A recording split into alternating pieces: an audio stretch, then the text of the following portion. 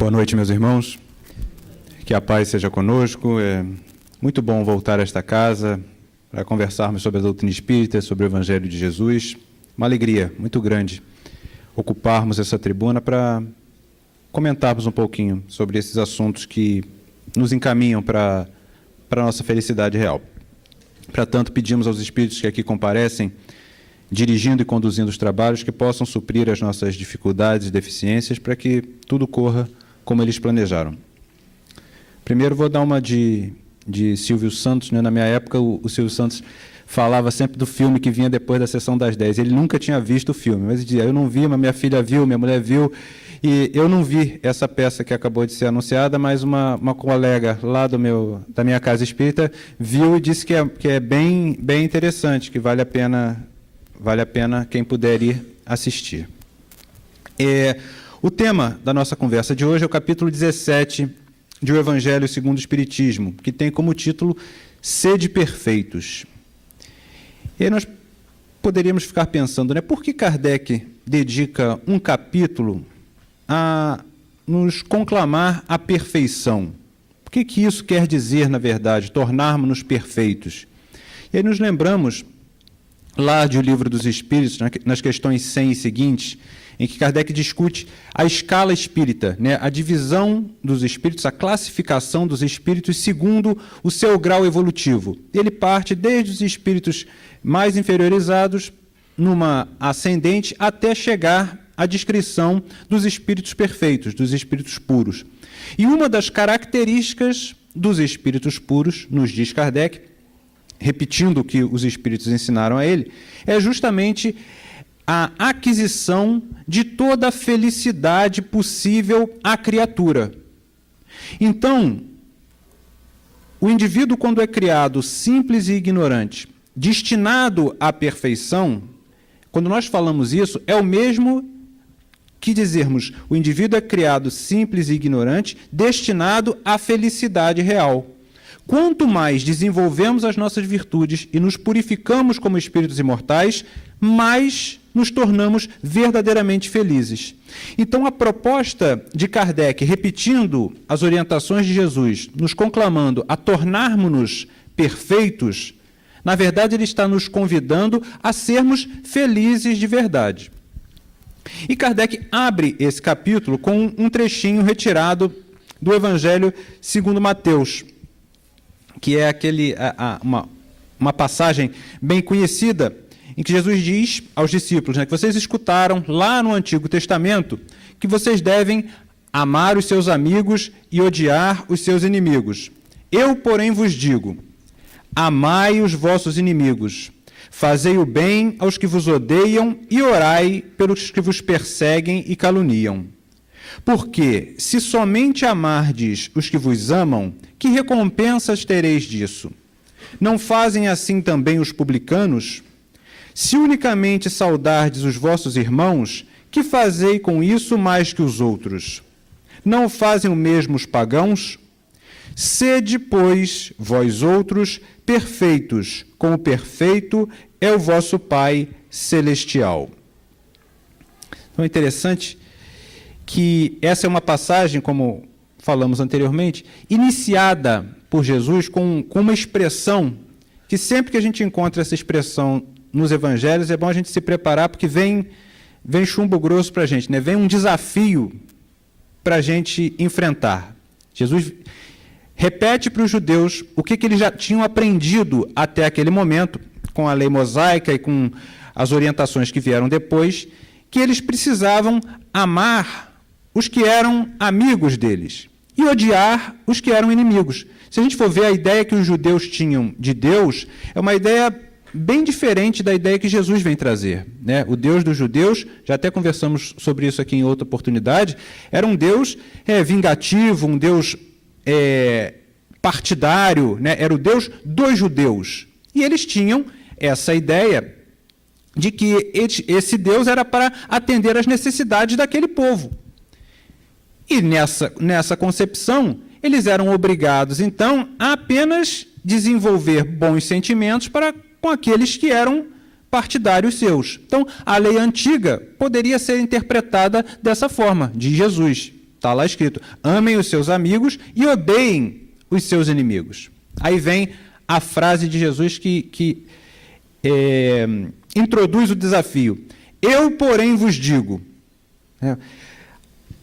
Tudo que vocês aprenderam até agora, vocês vão precisar olhar com um outro foco. Eu, porém, vos digo, amai os vossos inimigos, fazei o bem àqueles que vos odeiam e orai por aqueles que vos caluniam e perseguem. Veja como Jesus rompe completamente com aquela lógica do próximo do judeu. O próximo do judeu era o próximo mais próximo, era alguém que comungava dos seus valores. Ele diz, não, a mensagem do Pai, o ideal para o indivíduo é não apenas fazer o bem para os que são do seu núcleo. Muito pelo contrário. Vocês precisam amar os seus adversários. E aí ele faz uma comparação justamente com aquelas pessoas que os seus ouvintes sabiam que não eram tão virtuosos quanto pareciam, e também com aqueles povos que os judeus tinham uma certa rejeição. Ele diz, porque se somente amardes os que vos amam, que recompensas tereis disso? Não fazem assim também os publicanos, os cobradores de impostos? Os homens de má vida também amam aqueles que correspondem a esse amor. O desafio do cristão precisa ser outro. Você precisa ir mais além.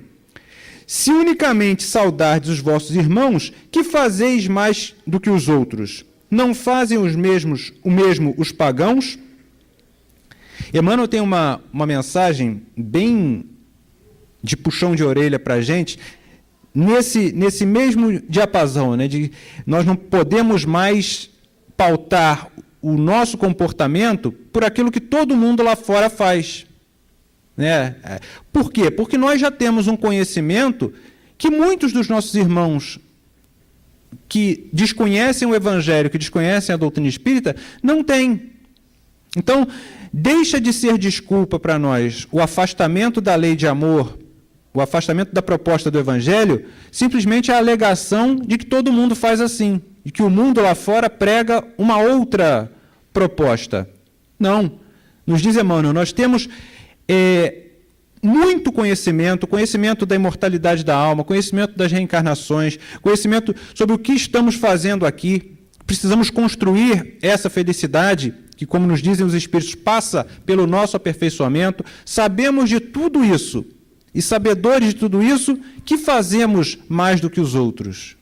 Que fazeis de especial é o título da mensagem. E é isso que Jesus está dizendo para os discípulos. Vocês precisam ter uma outra atitude diante do mundo. E aí ele vem com uma comparação bem dramática, diz, sede perfeitos como perfeito é o nosso Pai que está nos céus. É claro, nos esclarecem os Espíritos que nós, criaturas, não poderemos nunca atingir a perfeição de Deus. Se assim acontecesse, nós seríamos iguais a Deus. A perfeição que cabe ao indivíduo é a chamada perfeição relativa, a pureza espiritual. Mas essa perfeição relativa já nos garante uma felicidade que hoje nós não temos nem como definir, tão afastada de nós que ela se encontra. E interessante também o quão desafiadora que é essa proposta da perfeição. Quando nós líamos esse trechinho, nos lembramos de uma outra passagem do Evangelho, que o seu Alberto até conversava com a gente antes do estudo, que é aquela passagem que Jesus é procurado pelo jovem rico. Um jovem se aproxima de Jesus e pergunta, Senhor, o que eu preciso fazer para alcançar a vida eterna? Alcançar a vida eterna, naquela época, significava alcançar a salvação, alcançar a felicidade depois da morte do corpo físico. E Jesus se vira para ele e diz, cumpra os mandamentos.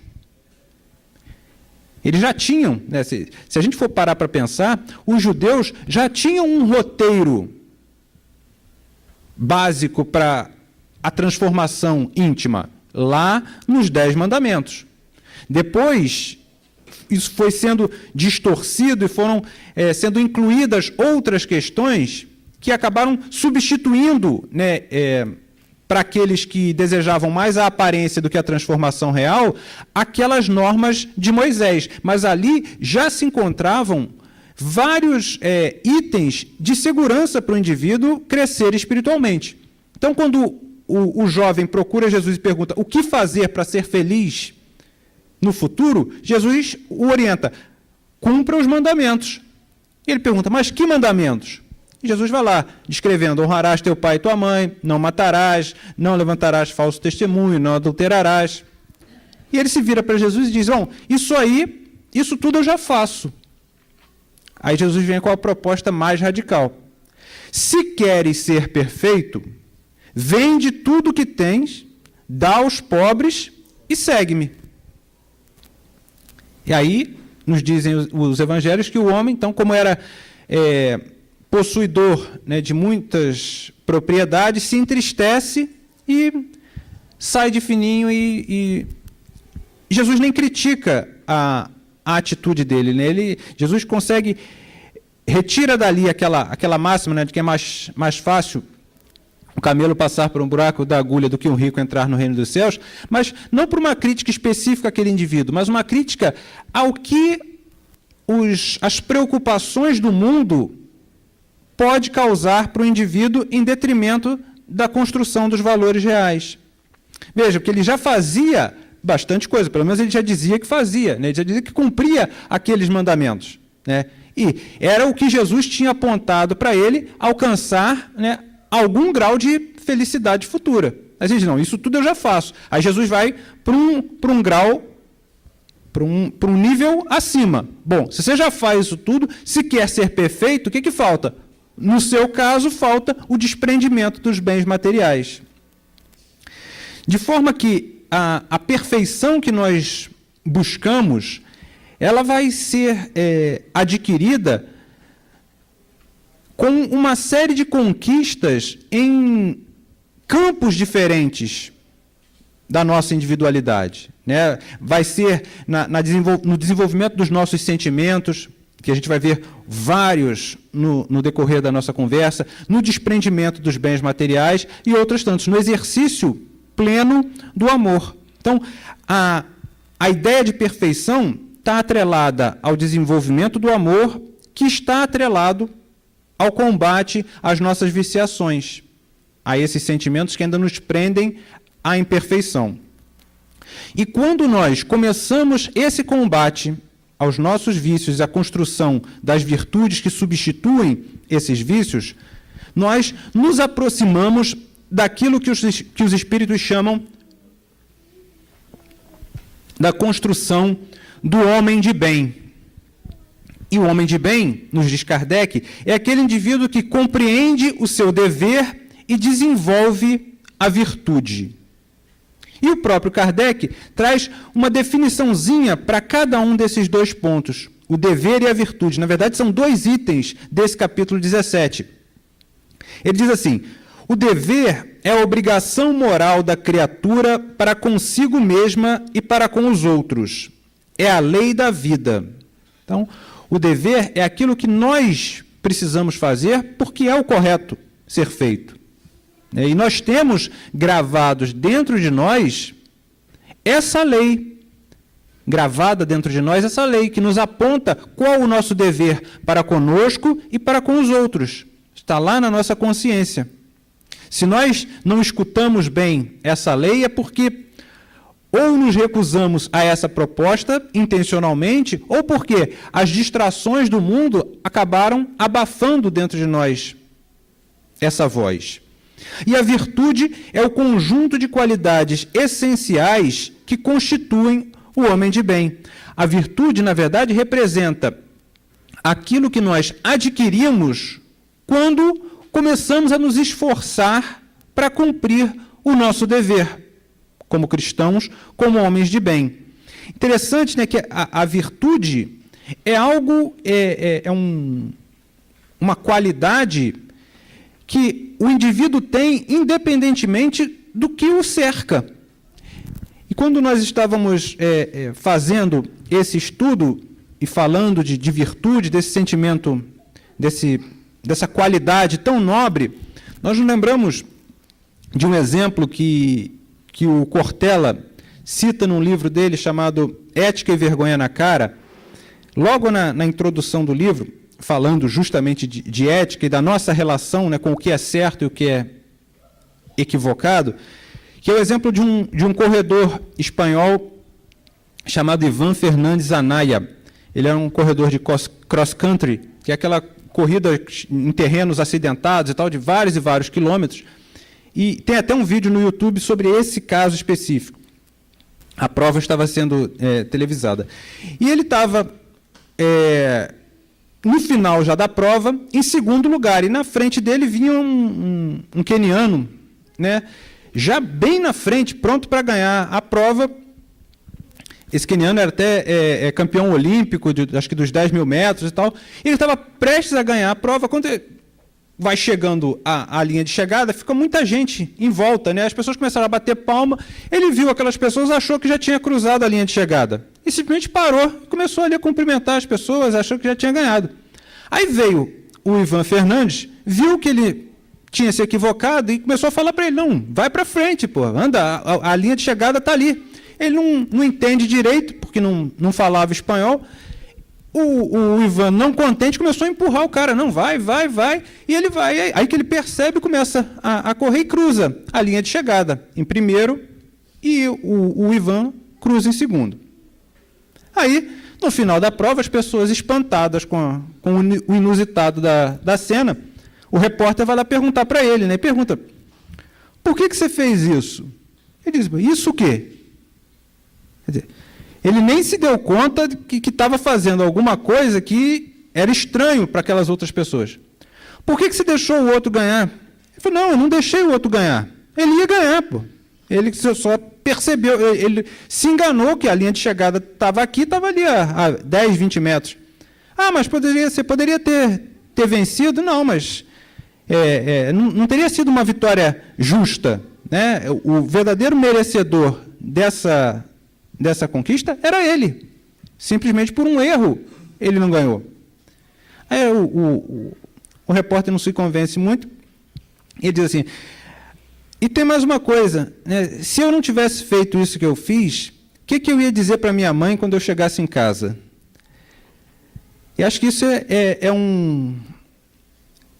diz o Cortella, né, que é um termômetro muito bom para nós testarmos as nossas atitudes, se elas estão de acordo com a virtude ou não, né? O que eu vou falar lá em casa? Tem até um locutor esportivo, né, que quando o jogador de futebol fazia uma besteira, ele dizia, né, o que eu vou dizer lá em casa? E acho que com a gente é mais ou menos a mesma coisa, né? Só que a gente não vai dizer lá em casa quando chegar em casa aqui, quando encarnados, é quando nós voltarmos para a nossa verdadeira casa, para o mundo espiritual. Nós caminhamos aqui na Terra, parece que muito pouco preocupados com o que nós vamos dizer lá em casa, né? Qual vai ser o que vai estar escrito lá na nossa ficha, né? Quais foram as nossas atitudes virtuosas ou não tão virtuosas. Então, a conquista da virtude passa por isso, né? Passa por fazer o que é certo, porque nós já sabemos que é certo, e não pelo que os outros vão achar. Certamente, muitas pessoas ali assistindo essa cena taxaram esse corredor de um bobo, né? Um otário, alguém que poderia ter ganhado e não ganhou. Né? Quantos de nós teríamos a atitude que ele teve? Né? Não dá para dizer, né? Só quem passa de fora é até muito confortável para a gente dizer: não, foi uma atitude muito bonita, depois saiu no jornal, né? Talvez eu fizesse. Mas e lá na hora?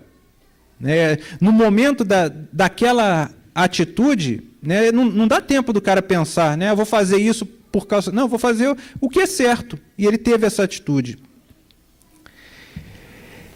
Kardec, no item 3 desse capítulo 17, quando ele vai falar para nós sobre o homem de bem, ele traz uma série de características desse indivíduo já virtuoso.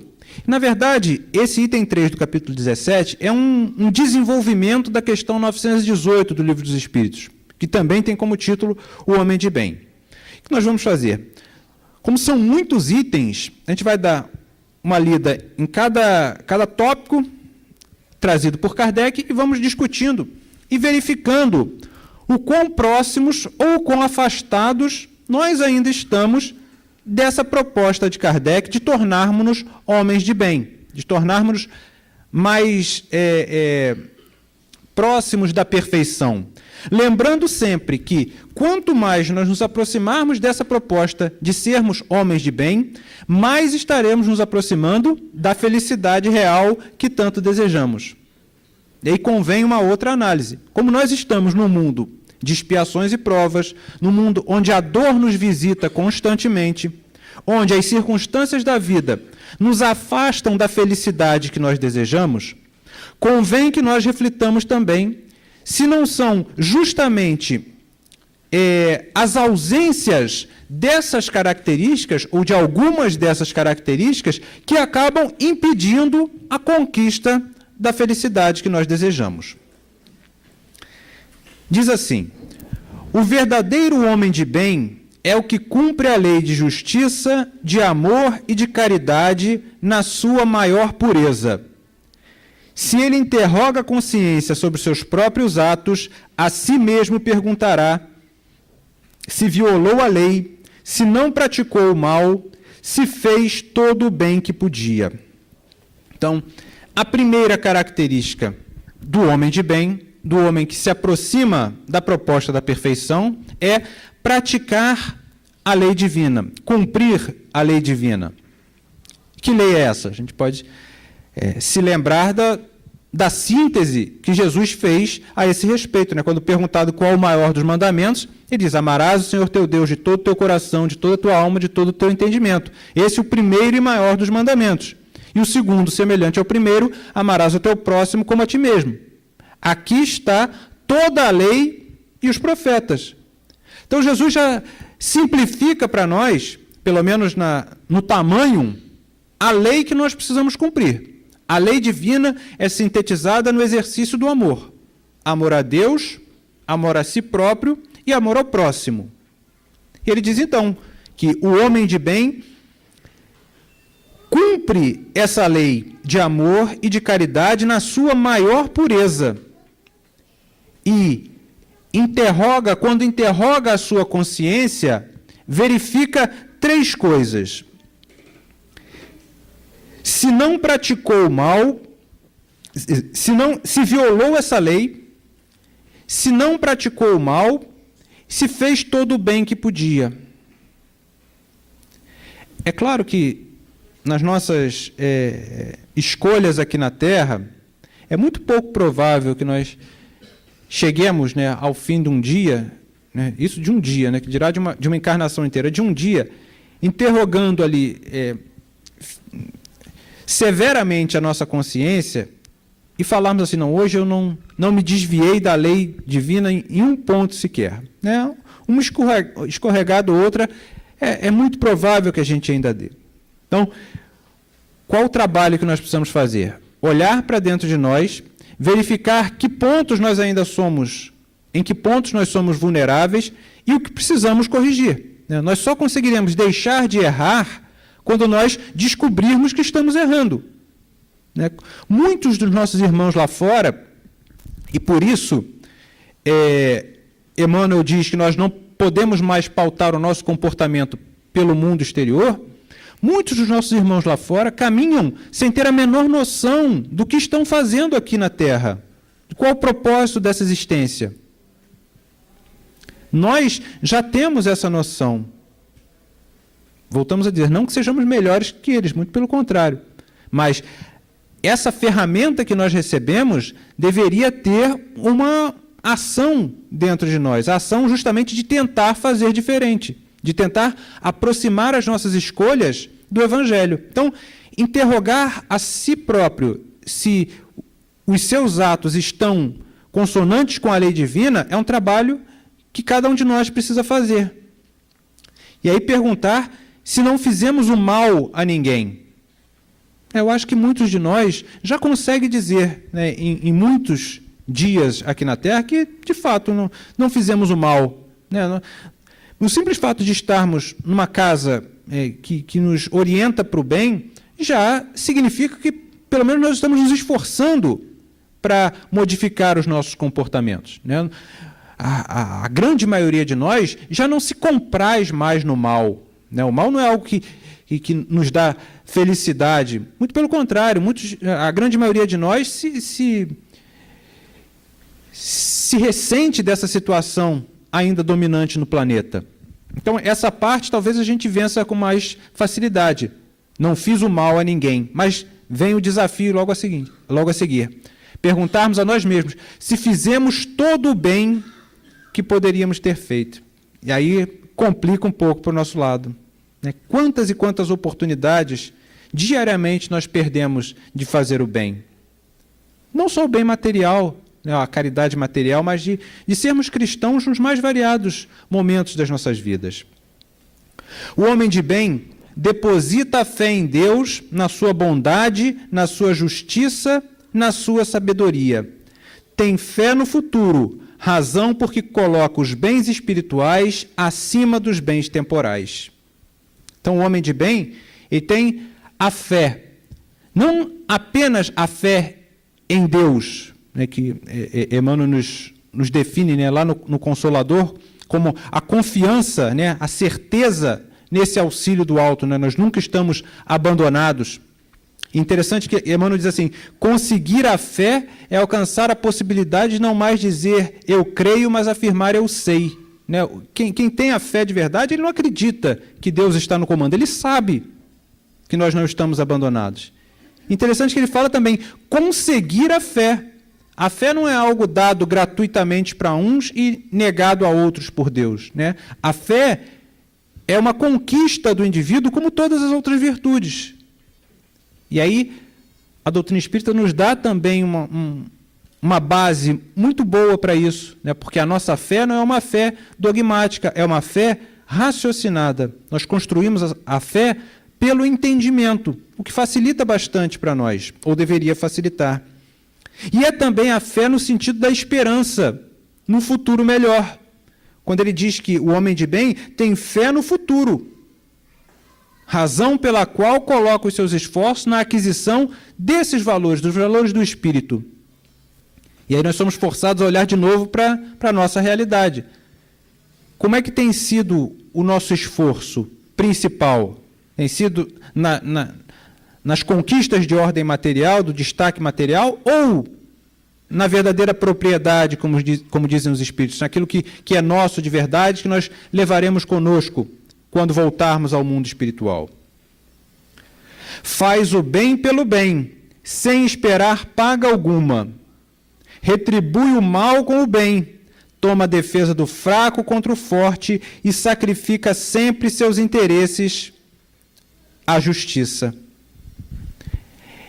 É como o exemplo que a gente trouxe do corredor, né, de fazer o que é certo pelo que é certo. O homem de bem faz o bem porque ele sabe que é o caminho a ser seguido. Não porque alguém impôs, não porque alguém está olhando. Né? Até porque, se a gente for fazer o bem, se a gente tivesse... É engraçado, né? Como é que nós somos espíritas, mas às vezes nos esquecemos da realidade espiritual que nos rege. Né? Mesmo que a gente fizesse o bem só quando tivesse alguém olhando, nós, como espíritas, se a gente tivesse essa premissa, nós teríamos a obrigação de fazer o bem sempre, porque nós somos sempre cercados por espíritos. Então tem sempre alguém olhando, né? Tem sempre alguém observando o que a gente está fazendo. A gente só não percebe isso. E Kant tem também citado pelo Cortella nesse livro que eu falei, Ética e Vergonha na Cara, tem uma máxima que eu acho que é muito, muito pesada e muito assustadora para nós. Ele diz assim, tudo aquilo que o indivíduo não puder falar que fez, nem como fez, ele não deve fazer. Porque se existem razões para ele não contar que fez ou como fez, essas são as mesmas razões para ele não fazer. Então, se existe algum motivo para nós não contarmos que fizemos alguma coisa, boa coisa a gente não está fazendo, né? Ou como é que a gente...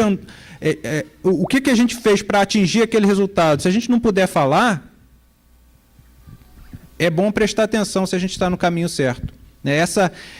Essa frase, né, desde que eu a li, ela me atormenta constantemente, né? Porque, de fato, nós estamos constantemente fazendo coisas erradas, né? Mas a gente não tem mais a desculpa de, não, né, dá para fazer que ninguém está... Não é que ninguém está vendo. Se você não pode dizer que está fazendo, né, alguma coisa está errada. Então, convém pensarmos nisso também. Prossegue Kardec. O homem de bem é bom, humano e benevolente para com todos, sem distinção de raças nem crenças, porque em todos os homens vê seus irmãos. Respeita nos outros todas as convicções sinceras. Então, é o desenvolvimento da benevolência e do respeito. Tem um texto do Stephen Kunitz, que foi publicado em 2003, e chama-se Respeitai-vos uns aos outros. Quando eu li esse texto, eu tirei xerox e guardei, porque eu achei tão interessante. Ele diz assim, que era uma proposta de fim de ano, e ele falava, eu acho que a orientação de Jesus, né, ela não pegou ainda, dizia ele, porque ela é ousada demais, né? É muito complicado num mundo como o nosso, tão conturbado. A gente pediu o amor, o amai-vos uns aos outros. Então, dizia ele, eu sugeriria um mandamento um pouco diferente para esse ano que está começando. Em vez de amai-vos uns aos outros, respeitai-vos uns aos outros. E ele vinha dizendo que, historicamente, as minorias, os perseguidos, eles nunca exigiram o amor dos perseguidores, né? Eles exigiam respeito, né? Um mínimo de respeito para a convivência harmônica na sociedade. E aí ele mesmo diz que é claro que as máximas religiosas não foram feitas para transigirem com a realidade, né, das imperfeições humanas, né? A proposta de Jesus do amai-vos uns aos outros é um lema e um objetivo, uma meta para todos nós. Mas isso não quer dizer que nós não possamos, de fato, começar com o respeito. Aí, como é que a gente olha lá para fora, né, e vê quanta gente desrespeitando os outros, né, pelas escolhas que os outros têm da vida deles, né? Como é que nos agride, como é que nos afeta, ou como é que nós nos deixamos agredir e infelicitar pelas escolhas dos outros? E como é que nos deixamos levar pelo preconceito, muitas vezes? Quando estamos nos comportando assim, estamos nos afastando da proposta do homem de bem, que muitas vezes, como ele diz, sacrifica os seus interesses aos dos outros, e sai em defesa daqueles que estão sendo perseguidos e desrespeitados, né? A proposta do Cristo, Jesus, sempre esteve ao lado, né, dessas minorias, desses rejeitados socialmente. Foi justamente para eles que ele trouxe a primeira mensagem, né? Não pensei que eu vim para os sãos, mas para os enfermos, né? Que, não coincidentemente, eram aqueles que estavam mais abertos para a mensagem, né?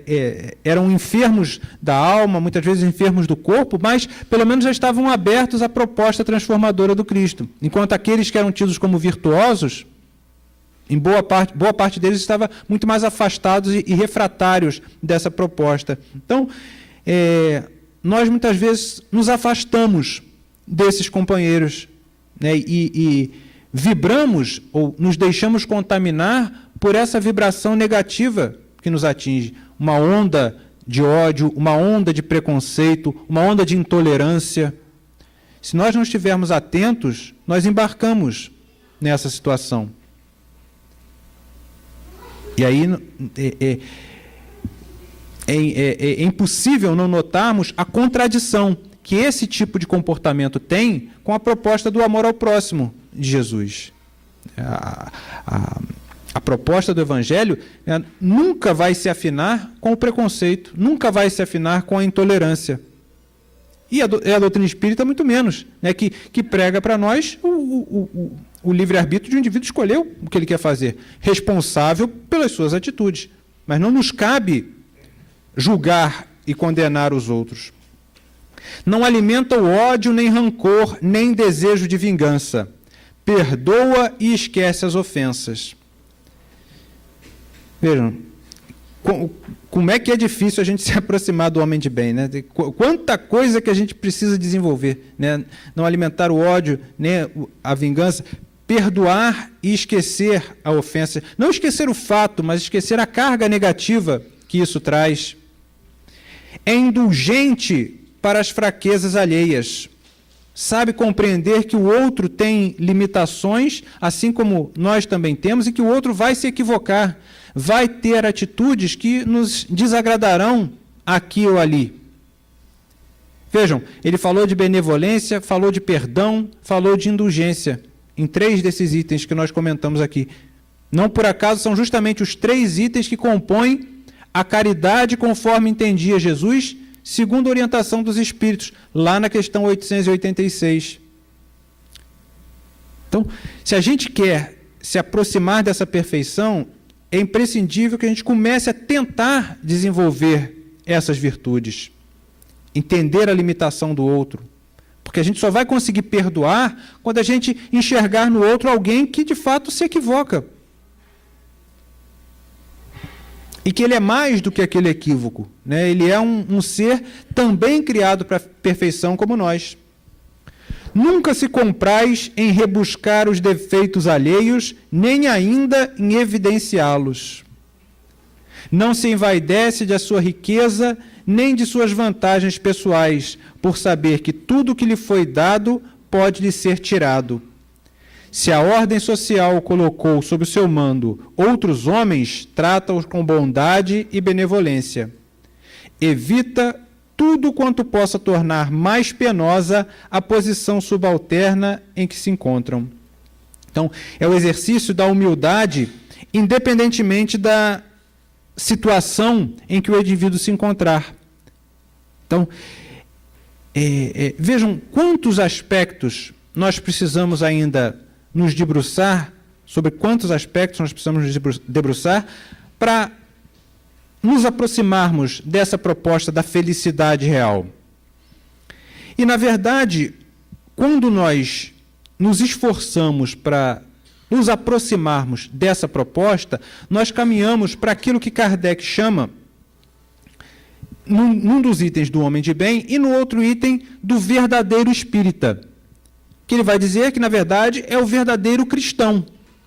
Ele diz que espírita, o simples rótulo de espírita não vai garantir nada para ninguém, né? E acreditar simplesmente nas máximas da doutrina espírita, se convencer de que ali nós encontramos verdades da nossa vida como espíritos imortais, a comunicação com o plano espiritual, se convencer de que tudo isso é real, não nos torna verdadeiros espíritas. Pode nos tornar, no máximo, adeptos da doutrina espírita. O verdadeiro espírita, e ele diz isso, é o verdadeiro cristão, é aquele que consegue, de posse de todas essas informações, promover a sua transformação. E ele cita nesse item, né, aquela famosa frase: reconhece-se o verdadeiro espírita pela sua transformação moral e pelo esforço que ele faz em vencer as suas más inclinações. E essa frase, né, essa máxima, ela traz vários aspectos para a gente refletir. O verdadeiro espírita é reconhecido pela sua mudança íntima. Então, para nós nos dizermos espíritas verdadeiros, nós não precisamos ser perfeitos ainda. Nós precisamos começar esse processo de transformação.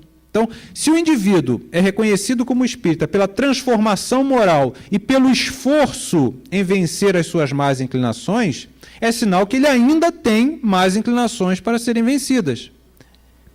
E é muitíssimo provável que nós saiamos, para não dizer quase certo, né, que nós saiamos dessa encarnação aqui ainda com imperfeições a serem vencidas. Mas o trabalho do verdadeiro espírita, o trabalho do verdadeiro cristão, é justamente começar esse trabalho.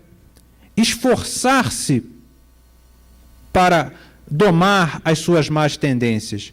E aí, voltamos àquilo que comentamos no início. Nós só conseguiremos nos esforçar para domar as nossas más inclinações quando conhecermos quais são essas inclinações. O grande problema nosso é que nós fechamos os olhos durante milênios para as viciações que trazemos dentro de nós. E isso foi só acumulando escolhas infelizes nas nossas existências.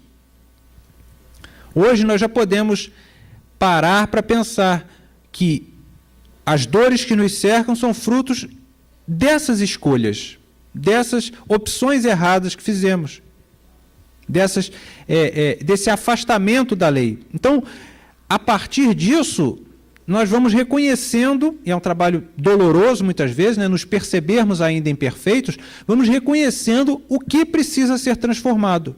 E aí vem o esforço. Esforço esse que é descrito lá por Jesus, né, na imagem perfeita da porta estreita. Né? Se você quer alcançar a salvação, você precisa se esforçar para passar pela porta estreita. Né? Porque ao lado dessa porta, né, que conduz a uma situação de felicidade, que exige esforço, que exige trabalho, existe uma outra porta, larga, convidativa, né? E muitos são os que entram por essa porta nos dias de Jesus. Por esse caminho da perdição, esse caminho da construção de situações mais e mais infelizes. Então, o verdadeiro espírito tem essa característica, que, se a gente for parar para pensar, são as características, né, essa busca pela virtude, essa busca pela transformação dos próprios sentimentos, são as características que Jesus identificou como sendo a marca do cristão verdadeiro. Quando ele diz, vocês serão conhecidos por muito se amarem. Né? O amor é a marca que distingue o cristão do indivíduo comum. E é essa marca que também irá distinguir o verdadeiro espírito, o verdadeiro cristão no mundo. E Kardec sintetiza, né, as nossas escolhas, né, o que fazemos diante dessa proposta da perfeição, trazendo para nós uma das parábolas mais conhecidas de Jesus, que é a parábola do semeador, que é o último tópico da nossa conversa de hoje. Que Jesus diz que o semeador saiu a semear, e enquanto semeava, parte das sementes cai no caminho, e vêm os pássaros e comem essas sementes. Parte da semente cai na terra rasa, entre as pedras, e porque ali encontrava um pouquinho de terra, logo brota. Vindo o sol, como não tinham raízes profundas, elas secam. Parte das sementes cai num terreno cheio de espinhos, e quando ela tenta crescer, os espinhos sufocam essa semente. Por fim, parte da semente cai em terra boa, e aí produz a 100, 60 e 30 por 1. E aí os discípulos perguntam a Jesus, essa é uma das parábolas que ela é até explicada no próprio Evangelho. Qual o sentido da parábola do semeador? E Jesus diz que o semeador é aquele que lança a mensagem. Né? Na figura que nós podemos interpretar hoje, é o próprio Cristo, trazendo a boa semente, trazendo aquilo que irá dar bons frutos para o indivíduo. A semente é essa própria mensagem, a orientação segura.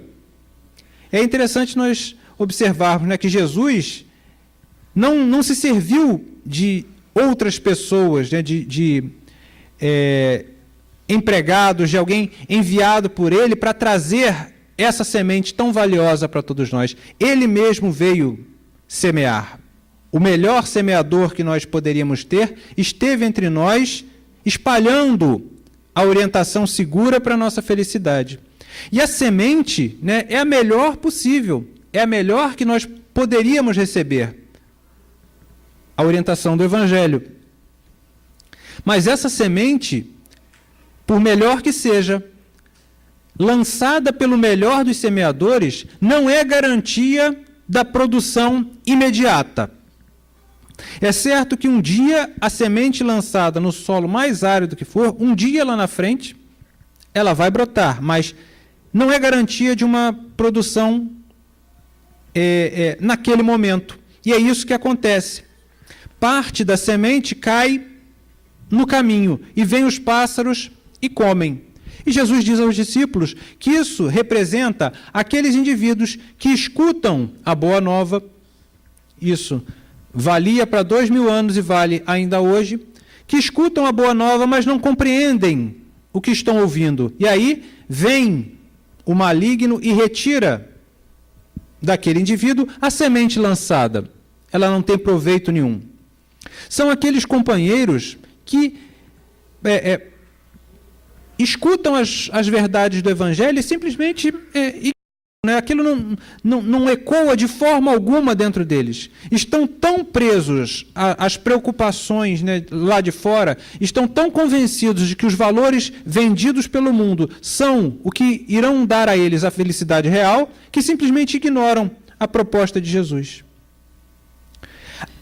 Aquela parte da semente que cai entre as pedras, na terra rasa e logo brota, diz Jesus que representa aquele indivíduo que recebe a orientação do Evangelho e que num primeiro momento se empolga com ela, acredita que realmente ali está o caminho a ser seguido e começa a produzir, mas não tem ainda firme a sua fé, não tem a fé consolidada, não tem a certeza.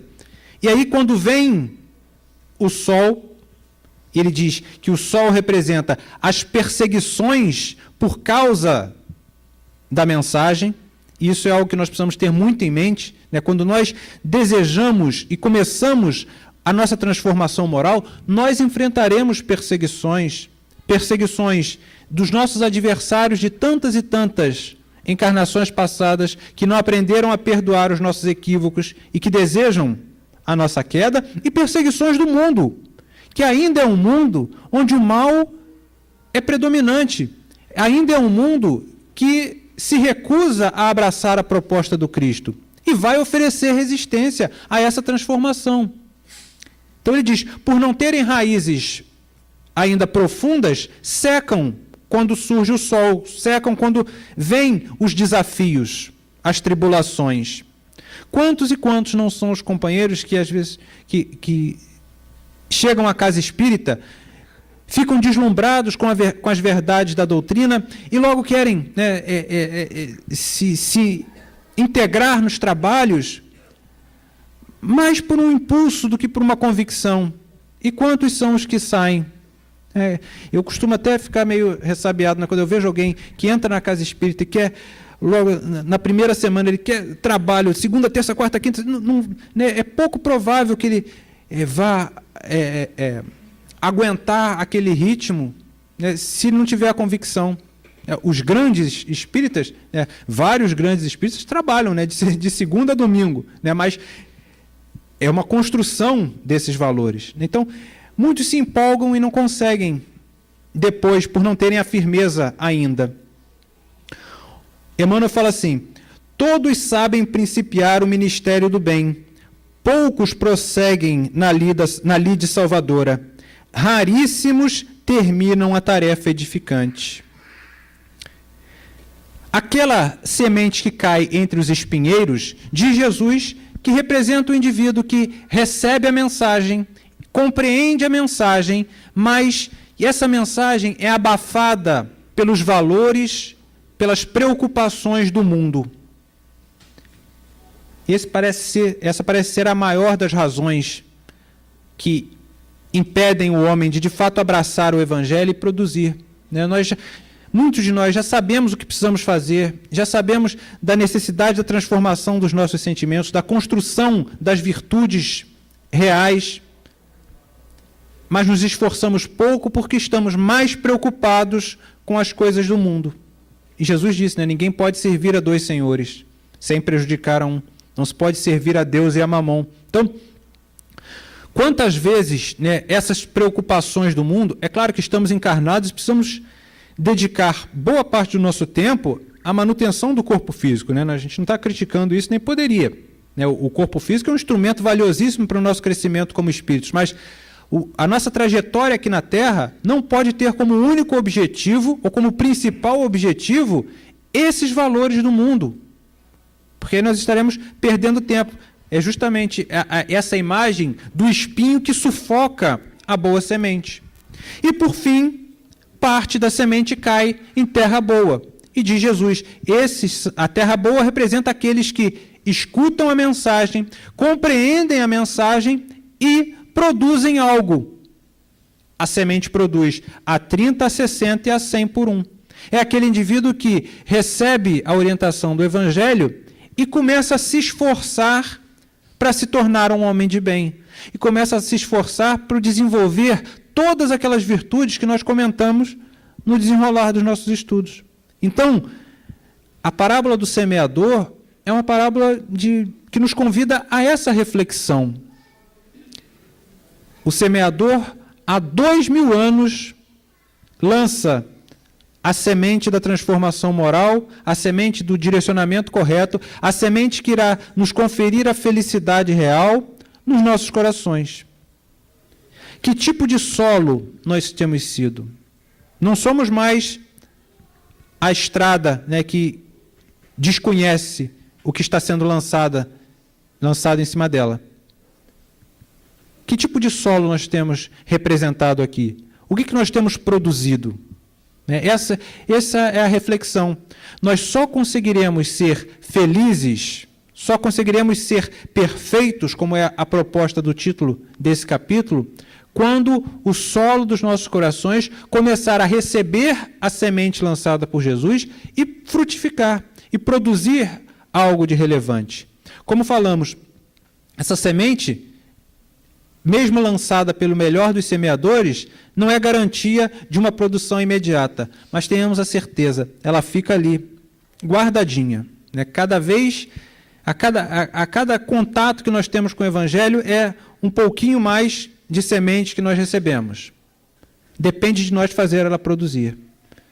Muitos de nós só vão conseguir fazer essa semente produzir quando o arado da dor nos remexer com mais intensidade, nos fizer refletir sobre as nossas escolhas de verdade. Mas nós já conseguimos pensar, já conseguimos refletir, analisar racionalmente o nosso estado, o porquê das nossas dores e o que queremos aqui na Terra.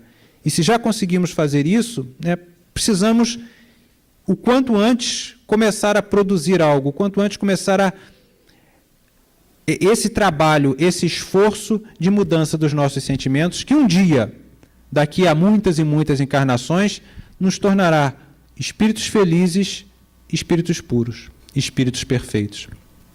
Que a doce paz do Mestre Jesus nos envolva a todos. Muito obrigado pela atenção.